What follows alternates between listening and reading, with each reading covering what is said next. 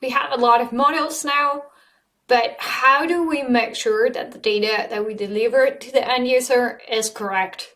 And also, very important, how do we make sure that we do not build some of those models on top of the incorrect data? So we want to make sure that we are able to identify those errors very fast. For that reason, we can use DBT test. DBT tests are assumptions that we make about our data. They're really just a select statement that they're selecting the data that we don't want to have. That means when that gets me results, that test obviously fails and will stop execution immediately. So it won't really build the children of that model, for example, when we're building a whole project. If that query, if that select statement gives me nothing, then the test is good, our data is good, no alerts. All of these assumptions will be defined mostly in this YAML file, and this will be compiled into some SQL code. There are 4 tests that come with DBT out of the box. One is unique test for the uniqueness of a source, of a field within our data model. The other one is not null, accepted values, and a foreign key from another table. So we see, for example, here, the definition of all of those models out of the box, accepted values. That means payment type description has to be 1, 2, 3, 4, 5. If it's outside of 5, it's going to give me a warning. Pickup location has a relationship to ref taxi lookup. So we make sure that the pickup location is a valid taxi zone. And we make sure that trip ID is unique and not null, right? Because that was our primary key, if you remember. And you can see here, when I compile it, then it looks something like this, right? Select from production, my schema, yellow trip data, where I added the YAML file where trip ID is null for this one, right? And when we run it, if they are null values, it's going to look something like this. So it's giving us a warning. Let's start with those YAML files. And so we created before the YAML files and everything in our project manually. I'm going to show you a little trick. I created already my DM monthly zone revenue. You will have to do this to continue with the project. You have it in here, you have here the code. Something quite interesting about this, it's not much that you'll have in this model. It's just really a sum, an average from everything else and a grouping. So it's really a data mart ready to expose this data to our stakeholders and make very interesting decisions. But it does use something here, which is a macro from DBT. So it comes with DBT for the date trunk. These are called cross database macros. And the nice thing here is that it abstracts, right, the underlying SQL flavor that we'll be using. So for Postgres will be one thing, and for BigQuery it will be a different thing. I'm using that as well for the safecast to make sure that it uses, so in BigQuery it does translate to a safecast, but in Postgres it doesn't, for example. So this will look like, let's compile just that.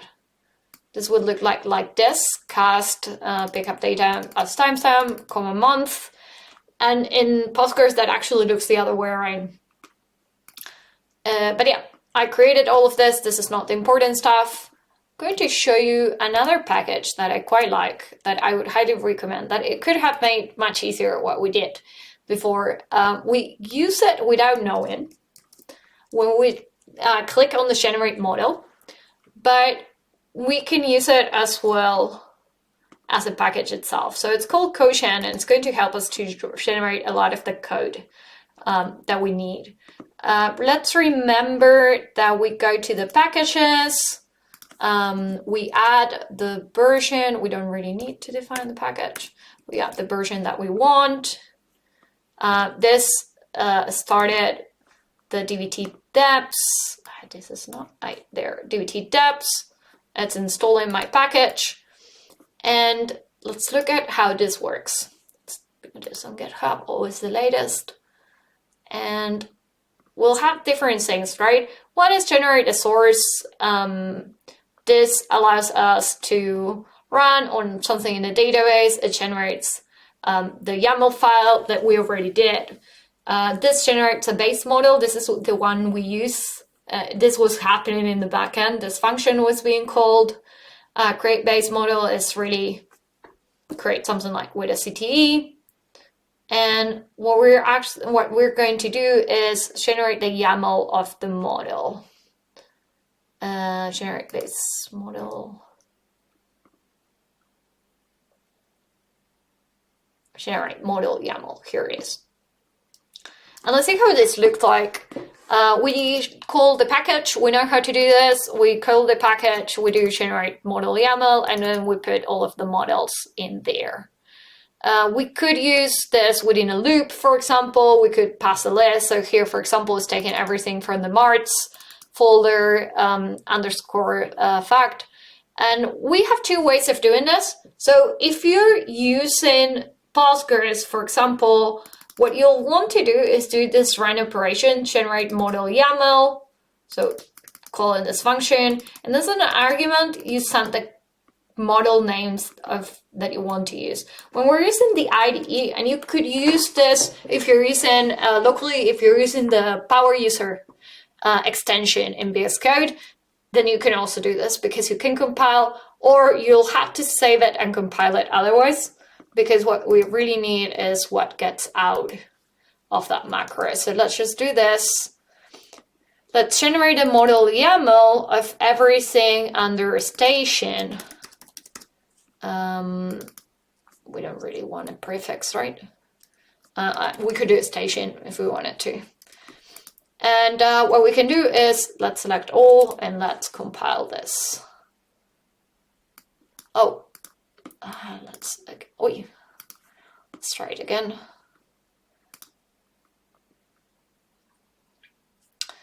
See, it gave me all of this that otherwise I would have to write by myself. You can, of course, if we do the YAML, there are some things that you can use. So you could like models, and it gives you a little bit the structure, but this is nicer because it gave me every column that we already had in there. And it gave me also the data type. I can explain why. So we need to copy paste all of this. And then let's go to the schema, and we're going to add it under models. Good. And something that we're going to do, we're going to add here, and it added, by the way, for yellow trip data, and we'll find it as well for,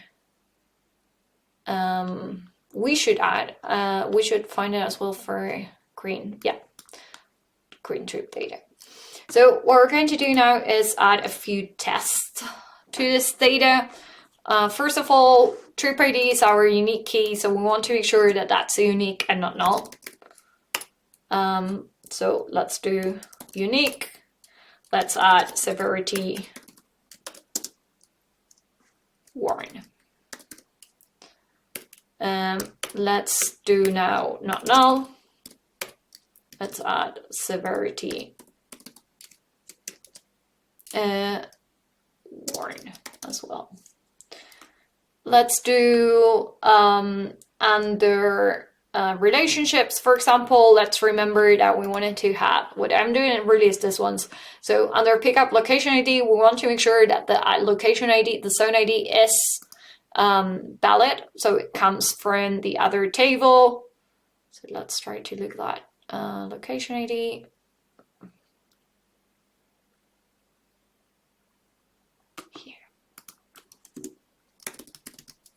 Tests, relationship, and it's telling me, right, which field is the foreign key. So we know the field is location ID, and we know it goes to the taxi zone lookups.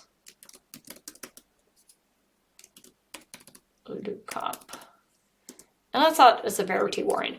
And I'm adding everything warning because I want to tell me that it's wrong, but I don't want to stop anything. But I could put an error, or I could even put a threshold. So if you find 10 records, up to 10 records, that's a warning. More than that, it's an error. Stop everything. This pickup location ID, we should actually do it as well for everything that's a location ID. So we'll add tests everywhere. Let's make sure that everything is fine. And under the other one that we have as well is the payment types. Remember that we could have 1, 2, 3, 4, 5 as payment types. We want to make sure that if there's any new payment type, we can see it right there. 1, 2, 3, 4, 5, 6. If there's any new payment type, we know. So let's do test accepted values, and let's do under values 1, 2, 3, 4, 5. And this is where we can actually use a variable, because remember that both green and yellow trip data have this value, so we'll put this as a variable within the initial project. We don't have a model here. Let's look up at this project YML. How does this? Yeah.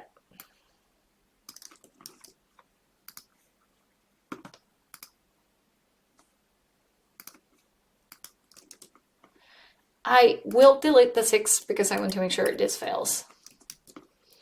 Let's go back to our schema and let's do, and what we can do in here, right, is call that value. So let's do under values, we can remember how we call the variable with bar. Sorry, this is a macro. So we do, we have to put bar, and then here this is a string, so it's payment type values. Let's add a severity. And there's something, this is for BigQuery. So we'll need to add a quote false, otherwise it will fail. This is not necessary for Postgres, shouldn't be necessary for Postgres. Okay, we have a bunch of tests. We could do this to yellow for now. I'm just going to leave them there. And now let's do that. Let's test let's actually build our whole project. And what's going to happen while this is building, I'll show you with this. When I say to Duty, build my whole project, and this is my whole project so far, it's going to pick up the sources, and it's going to see, do the sources have test? Do the sources have freshness? It's going to run that. In our case, we don't have, but you could do that. When those are finished, it would run the test if there were any. So when those are finished, it would then build this. In parallel to this, it will also take this, right? Because this doesn't depend on anything, so it can take it in parallel. It will build the seed, and it will start building dim zones. After building a staging green trip data, it will check, are there any tests on a staging trip data? It will execute those. Are there any tests on a staging yellow trip data? Once this is finished, it will execute those. And the same will happen to dim zones. After all of these three completed the run and completed the execution of those tests, and all of this went through correctly, meaning we have all those models built, we have all those tests that pass, it's going to go to fact trips. It's going to execute fact trips. Once that finished, it's going to go and check, are there any tests? Once those are finished correctly, it's going to go to DM monthly again. So let's go here, let's see what happened. And indeed, we have a lot of things, and we have some warnings. So see, it ran a staging green trip data, yellow trip data, our seed. It ran accepted values, so you can see a little bit how this is called. This is accepted values, the name of the test, under which table, under which field this is gone, and this is telling me that it was given a warning. You can see here exactly how this is done, by the way. Select everything from staging green trip data, where values are not in 1, 2, 3, 4, 5, and this gave me some results. So then this gives me a warning. But it continues because it's just a warning. It checks the no null, it checks the unique, and it checks the relationships as well, and everything went fine. And in fact, if we were to now do this at the 6, then this should, if we were to rerun this, there shouldn't be any warning because it went correctly. Oh, there's still some, except it could be that there are zeros, right? So that's how we're going to do, that's how we're going to run test. There are a lot of options that you can use. Something very useful to know is that there are a lot of packages as well that you can use in here. So DBT-utils itself has a lot of packages, but also DBT expectations, for example, is very well known for tests as well. It's based on great expectations, maybe you know it, and it has a lot of different tests that you can do. So this will help you a lot in improving your project. Now, something else that you may have noticed is that this quotient brought me a lot of these things here. Description. What is this? Description. Description at the model. Description at the column level. We are able to not only test at a testing, a test is a form of documentation as well, right? For our code, but we can also add real documentation. This means for every object that we're building, that we're attaching in a way, because also for the source table that we didn't really create in DBT, but every object that we have and use in DBT will be able to create a web, like a page within a documentation website. In here, it's going to pick information for different places. One is that place where I show you in the YAML file. The second part is things that it's going to bring from our code. So things like the lineage, right, that we saw that was being generated from the lineage. It was going to generate it from the code, from the ref. And then, so it's going to bring all the descriptions. And the third thing that is going to come is that it's going to bring is this information schema data, like how big the tables are. DBT, we're going to see that the docs are hosted in DBT Cloud, but if you're using it locally, you can also host them yourself, because you just do DBT docs generate, and then that generates all the files, and you could do DBT docs serve in the same place, right? And you will host it in your local host, but you can, of course, take that file and host it anywhere. So let's go and see, let's add the dim zones. And this, by the way, you can also do, like we could also do with this, with our macro. So we could do, let's say, core. Let's see, no prefix. Compile. This will generate for all of our models. Core. And you may have noticed that you don't need to do this. We've been running everything without this. But this is encouraged to do. You don't need to test, right, to run your models. But this is encouraged to have a proper project.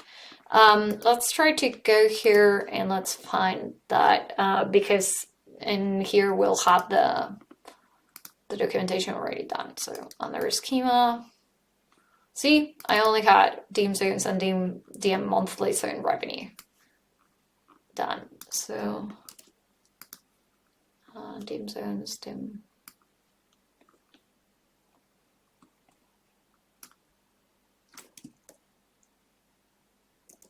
And this was not even done entirely. Good.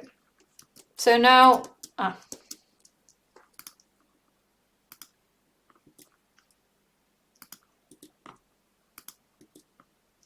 theory,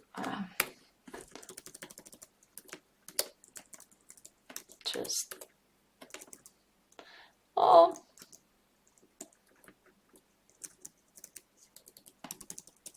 there it goes. Okay, So see, for dim zones, I have description, for fact trips, I have description, and for only one column, I have description. So what I can do that now is duty docs generate. And this is going to generate the docs for all of our docs, all of our project.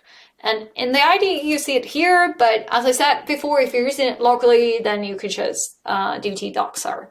And you see for our whole project, we have the lineage. For every of these things, we're going to have,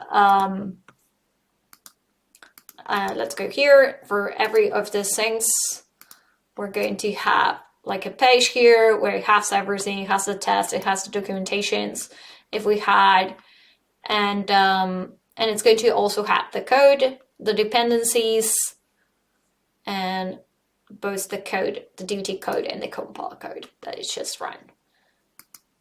So we're going to see afterwards, we don't have this yet, but when you're using the cloud as well, you'll see it here. We'll see it once we deploy it. It's different. The Duty Explorers is a different way of showing the docs, a little bit newer and nicer.